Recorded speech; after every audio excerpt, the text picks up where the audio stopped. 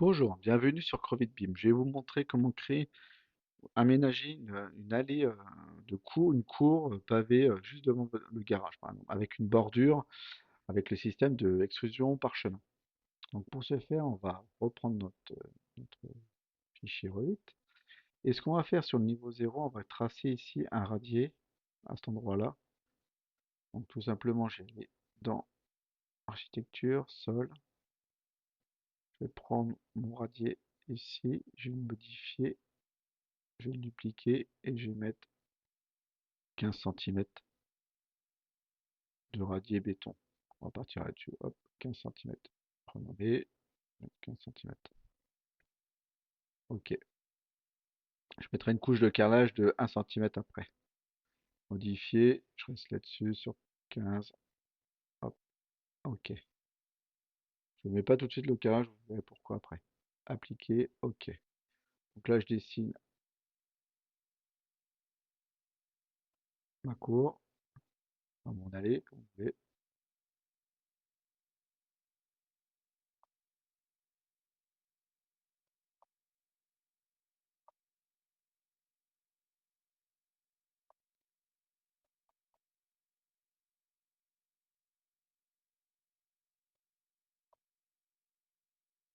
Comme ceci, vous validez et vous faites un chevauchement, c'est normal. Donc ensuite, ici, vous avez votre couche. Euh, donc bon, si je veux rajouter mes 1 centimètre, ça va poser problème parce que je suis au niveau 0. Donc j'aurais dû faire un niveau intermédiaire pour directement le positionner puisque là je suis sur le niveau 0. Donc ce qu'on va faire en élévation est, je vais je vais dupliquer le niveau 0 ici, tout simplement. Je vais le décaler d'1 centimètre. Donc là, j'ai un double ici. Donc est-ce que j'ai pris le bon 1 centimètre? C'est bien celui-là, niveau A, et je vais l'appeler niveau -1. Je vais appeler au niveau de la cour pavée, donc 1 centimètre en dessous. Ok.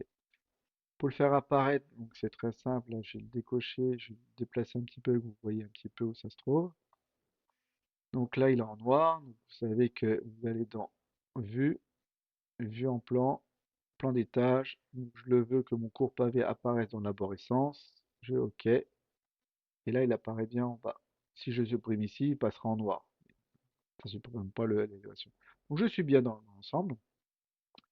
Donc ma dalle qui est ici en radier, je vais le basculer sur le niveau que j'ai appelé cours pavé.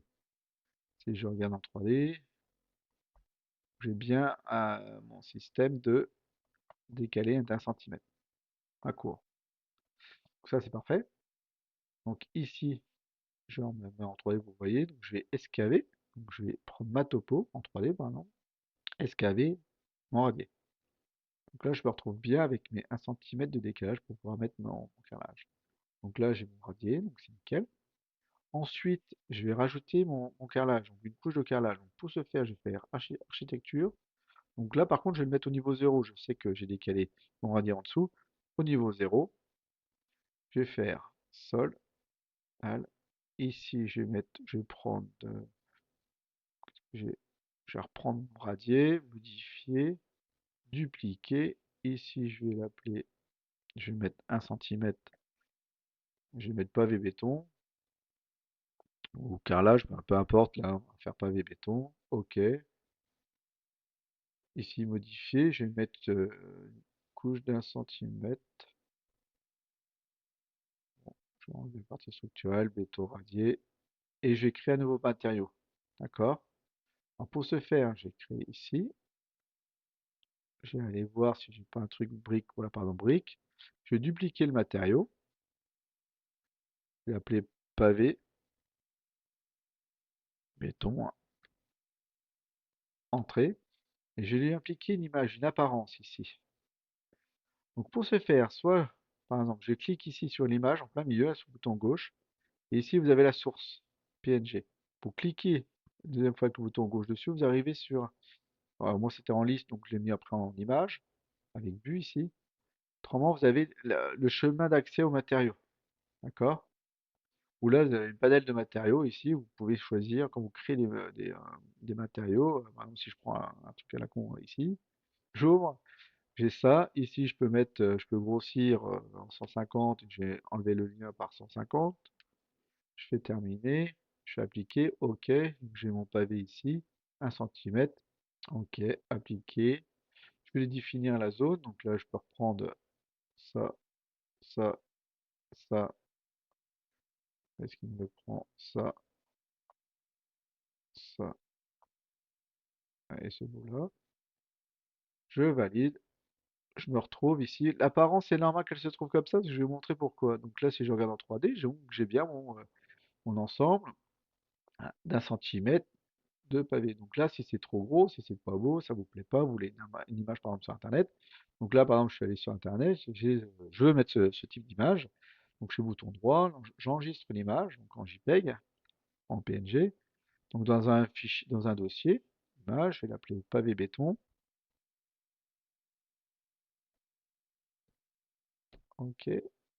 Donc là, je l'ai enregistré, je retourne sur Revit. Ici, je sélectionne mon matériau. Donc soit vous le sélectionnez ici, votre dalle, votre matériau, vous faites modifier le type, ou vous avez aussi, je ne vous ai pas montré, mais gérer. Ici, vous avez matériaux. Cliquez ici pour tomber dans le matériau, et surtout dans le dernier, mais tous les matériaux qu'on a. Donc dans pavé béton, décaler un peu ça pour que vous voyez en même temps. Donc mon image, je vais aller chercher dans mon dossier,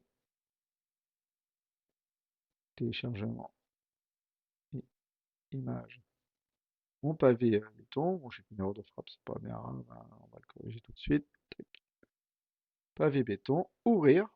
Et là, je me retrouve ici, donc 150, 150, je fais terminer, j'applique, et je me retrouve ici avec une image que j'ai choisie. Donc là, si vous voulez remodifier, je mets en 300 par exemple, par 300. À vous de voir comment ce que vous voulez faire. Appliquer. Voilà, j'ai un truc un peu plus, on va dire, un peu plus propre. Un peu. Donc là, c'est ici où vous voulez changer. Après, au niveau des apparences, vous voyez ici, ah, si je retourne dans le matériau, donc dans gérer matériaux, mon matériau ici, vous avez les graphiques. Donc vous avez ombrage, vous avez premier plan, etc. Donc le premier plan, c'est normal, il m'a mis ça, donc je pourrais lui mettre autre chose. Je vais lui mettre par exemple du carré comme ça. Je fais OK. Je fais appliquer, donc je vois tout de suite qu'il a changé mes carreaux dessous. Et la couleur, ça, bon, ça me convient pas, je vais mettre que la représentation graphique soit comme ceci. Voilà, c'est ici que vous changez dans le matériau, vous changez les apparences suivant vos vues, vos coupes, etc. Donc au niveau de ma cour, je me trouve avec ceci. Donc ça c'est bien. Ici, on va faire une bordure sur le côté. Donc j'ai pas pensé, mais je vais faire une bordure de 6. Donc pour le modifier, je vais être à 6, donc je vais pas le chevaucher, je vais le laisser sur le radier. Vous cliquez sur votre pavé béton, j'en viens au niveau 0. Je vais décaler ça de 6, comme ceci. Je vais faire pareil de l'autre côté. Donc je clique ici, déplacer, je prends mon point, je décale de 6, je valide. Je me retrouve ici avec un petit décalage de 6, et c'est ici que j'ai posé mon, ma petite bordure. Je vais faire une petite bordure. Donc je pourrais aussi remodifier pour que ma bordure aille bien en dessous. Bon là je vais le poser sur le radier, après c'est à vous de voir, hein. On aurait pu mettre un petit bout de radier ici, un petit bout de 10 ou de 15 ou 5 cm de béton, faire mon radier plus court, escaver, voilà. Il y a plusieurs, il n'y a pas qu'une solution, c'est surtout ça qu'il faut voir dans le vide, c'est qu'il y a plusieurs solutions. Le principal, c'est de s'y retrouver et de modéliser pour éviter de, quand vous faites des modifications, que ce soit sur un archi ou un bureau d'études, bah, vous n'avez pas à tout casser, quoi. Donc, il faut essayer de bien penser la modélisation. Donc là, je vais juste vous montrer comment remettre par-dessus une bordure à cet endroit-là. Donc, je vais faire une petite bordure, donc je vais aller dans Architecture, Composants, Créer in situ. Donc, je vais faire une bordure, donc ça va partir pour moi au sol, ici. Je vais faire OK. Je vais appeler ça bordure, bordure, béton. OK. Et à cet endroit-là, je vais définir donc une extrusion parchemin. Vous avez extrusion et extrusion parchemin. Vous cliquez là. Je vais mettre au niveau 0. Et je vais mettre ici esquisser pardon, la trajectoire. Donc je vais esquisser par exemple, je peux la mettre au milieu, ici, donc moi je vais mettre sur l'extérieur, de là à là. Ok, là il m'a fait un profil ici. Donc je fais échappe, je valide, et ici je fais sélectionner le profil. Donc je sélectionne mon profil qui est là, clique deux fois dessus, et il me propose justement avec le bouton gauche, hein, j'ai cliqué deux fois, de, par rapport à quelle vue. Donc là je vais le voir de ce côté-ci pour pouvoir le dessiner. Donc je vais faire élévation ouest, ouvrir la vue. Je me retrouve ici dans mon profil. Donc je vais dessiner, je vais le mettre juste au-dessus, hein, je ne vais pas m'embêter, hein, j'aurais pu faire autrement, mais là je vais le dessiner comme ceci, je vais faire une bordure de 6, de 6 cm on va dire.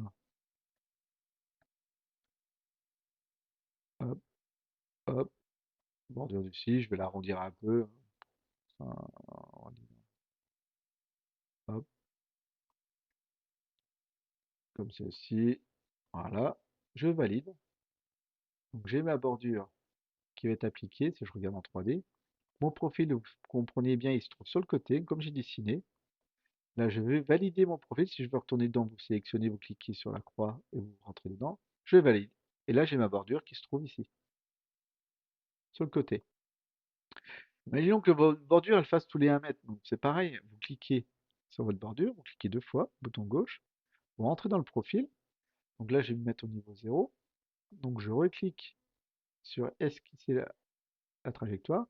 Je clique sur la trajectoire et là, je définis 1 mètre. Là, j'ai une bordure d'1 mètre. Je décale pour qu'elle commence.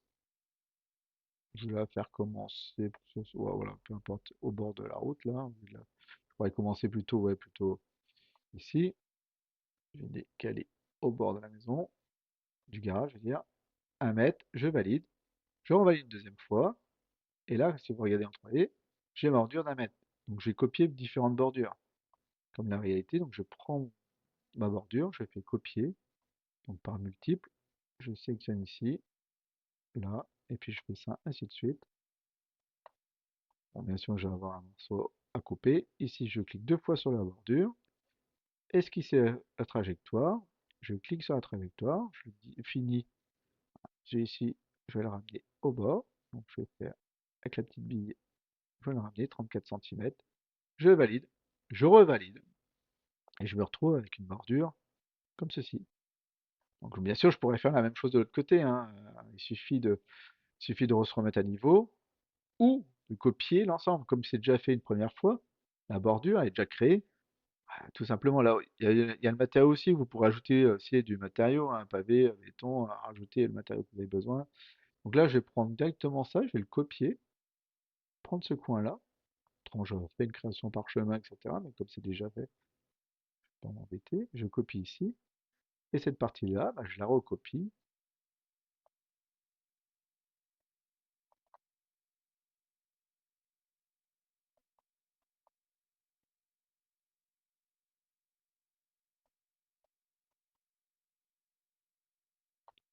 Mon dernier morceau. Ici, je clique deux fois dessus.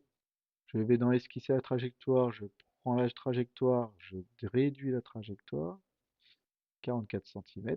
Je valide. Je revalide. C'est fini.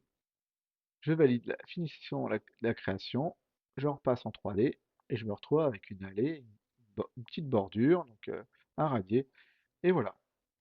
Bah, je vous remercie de m'avoir suivi sur CrovidBeam. Pensez à vous abonner, ça me permet de me motiver pour d'autres vidéos. J'espère que ça vous a aidé. Et ben, je vous dis à bientôt. Merci encore, au revoir.